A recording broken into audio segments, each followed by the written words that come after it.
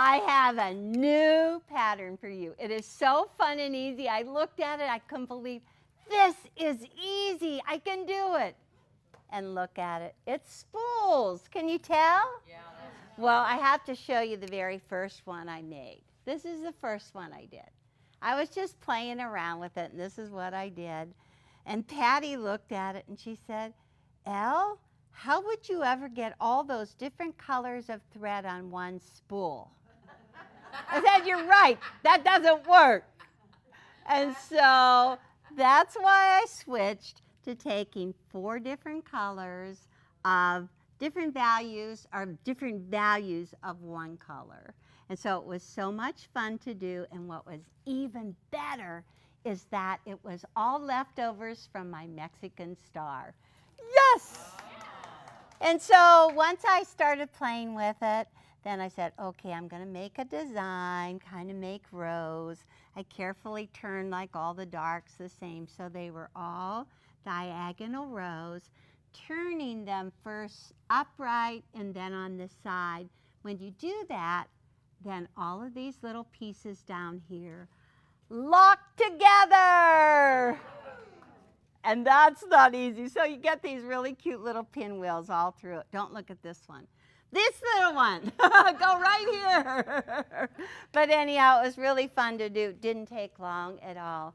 And the best thing is that it does come with the pattern. Well, of course, if I would have looked at the pattern, I would have seen they used all the same color, but I didn't even do that. I'm just taking off on my own, figuring out I can do it. And then there's also instructions for another quilt. This is kind of the arrangement that I did. And you could stack them up like that if you'd like to. So the best thing is you rough cut or just use all 2.5-inch strips. That's easy. This is the die itself. And it's, let me tell you, it is die number 55180. It says spool 6-inch finished. And they do come out pretty square, so you can turn them around. I really liked it. So there's a couple of parts. Then I'm going to start right here with this one. I decided to be very modern, very arty. The older I get, the more modern I get. Huh? Is that what we're supposed to do? Yeah. Right? So these were just 2.5-inch wide strips, and I just cut it just a little bit wider than this part right here. This is the spool ends. You can put up to 6. Just cover it up. I have a little bit hanging over, 1/4 inch on both sides. Put your mat on top and just push it through. Like it. Easy. You could do brown wood. How many of you have those wooden spools from your grandma? You go in antique stores now and you can buy those. Okay, so just a little pressure. Give it a spin, twist and turn. All right. This is all gone. Look at that in a jiffy. And that's the bottom. Awesome. Good? Yes. Patty said, can you do this with the rotary cutter? And I said, well, you probably could, but I wouldn't. I'd use my Accuquilt cutter. Okay, so that's the first one. Now you need to have little ends. You need the side and the little ends. I happen to have some background strips that I found. They're all 2.5-inch strips. And if you look right here, this is the side. It's a rectangle. And little room on the side. I just take a piece. How about let's fold it in thirds? You need 2 for each spool, but my strips were just short. So I'm just going to fold them in thirds, cover up this part, this rectangle on the end. There's one there. And also, you need to have little half square triangles. You need to have a triangle here, and there's a triangle here. But I found it easiest if you can cut this one at the very same time. So just take another 2.5-inch strip. Do you like this? Yeah. Do you have lots of jelly rolls? I'm going to show you. Okay, so fold that up, cover this part right here. so you can do 2 at one time. And I'll show you what Patty did teach me. She's just new at that. But she asked me why I always push it through long, because it takes longer. She said, why don't you just push it in sideways, Eleanor? It goes a lot quicker. See, we can all learn something, right? Okay, so let me twist and turn. And you've got this cute little rectangle right here. You need 2 of these per block. And I'm just going to start stacking it up. And you need to have 4 of these triangles. Okay, 4 triangles. And those are going to go right in the end of the spool. And I'm just going to put that there. So now, lots of mess. Just get rid of all of it. Everybody says, who picks that up? We don't tell. Okay, there's just one thing left, and that's the 4 colors of your thread. There are narrow rectangles right here. There's 2 of them, but I actually used a jelly roll. Whenever I did my Mexican star, there were 4 different colors. So this is just a 2.5 inch by 4 inch piece. And I have 4 different colors of blue. Pretty, huh? You can do pretty. And I also have some peach. But here is the die. Here is the shape right here. So I'm just going to cover it up.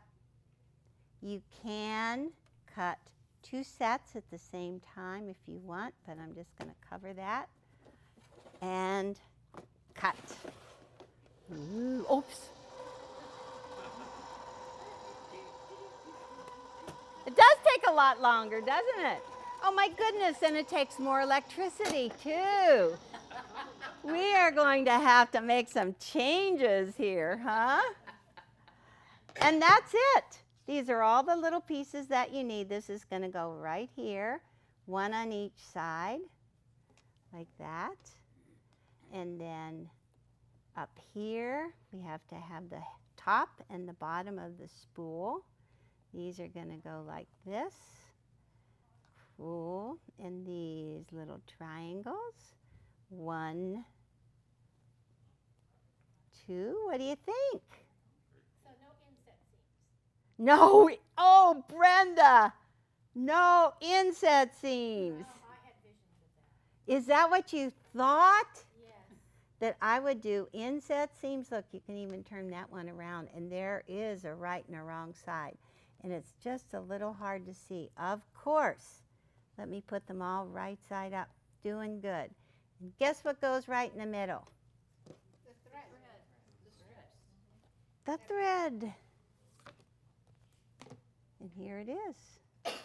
Little extra. Little pieces. Dog beds here. Woo!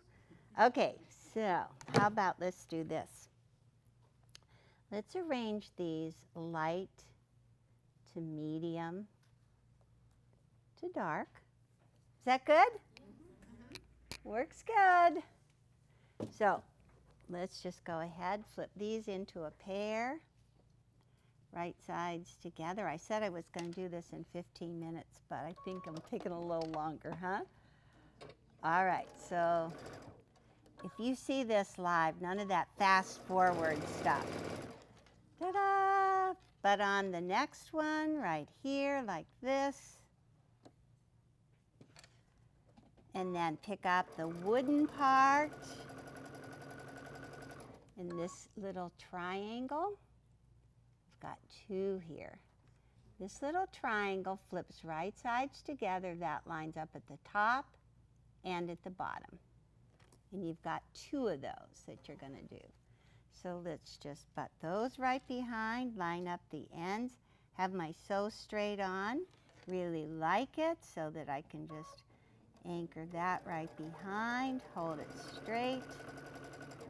Second one, butt it on. No waste time. I love to sew. How do you stack your spools? You know, one little thing that I do, I just put like those little pony things, little things to tie your ponytails. I just wrap those around my spools. I really, really like it. Okay, so here I have the light at the top, medium and dark. I'm going to put this one right behind. And David, would you come and be my presser? Please, please, please. Okay. That's all that you have to do for the thread. Clip these off. Run these right after that. Oh, thank you. We're just going to keep this going. Okay, so just add that right behind. And one more. And did you get my thread? Here, David. Just press it away from the light. Away from the light. This one goes next. And get these two on here. Are you timing me? No. It would be really fun to see how long it took. Okay, so then these you just set the seam and open and press it. Okay, that's your next one. And on this spool, there's your thread. There's the two sides. So, do I hear the amazement noise? Huh? Ooh. Don't you think it would be fun to get a whole jelly roll and make a whole bunch of these spools? That's like being obsessive. I hear that, you know, we're all so obsessive, us quilters. We just buy fabric wildly. Oh my goodness, and I hear people talk about how much thread they buy, especially if you're an embroiderer. Okay, that's one side. That's going on there. Fits perfect if I say so. Okay, right sides together. This is the last side, and that is all of the piecing right here. This little quilt reminds me it should be in a gallery, huh? It's kind of like an art gallery because you can hardly see. Okay, David, just press, set the seam with the background on top, open and press away. Thank you. All right, here we go. That's the top. This is the bottom. Look good? Okay, for the amazing moment. Is it going to work? Yes, I'm going to get my jumper scrap in there. Yes, it will. Okay, look at that, like that. Is that good? Yes. Woo! No pins. Look, Ma, no pins. It's brave. Who said that? You know, it's usually okay if you're just really good with your 1/4 inch seam. That's all you have to do is just sew a good 1/4 inch seam. Okay, hold that seam flat. Look at the other side. Make sure it matches on the other side. And it does. I'm so excited. One side. Cut the thread. I'm going to look. And I will decide if I'm going to show you or not. Okay, last side.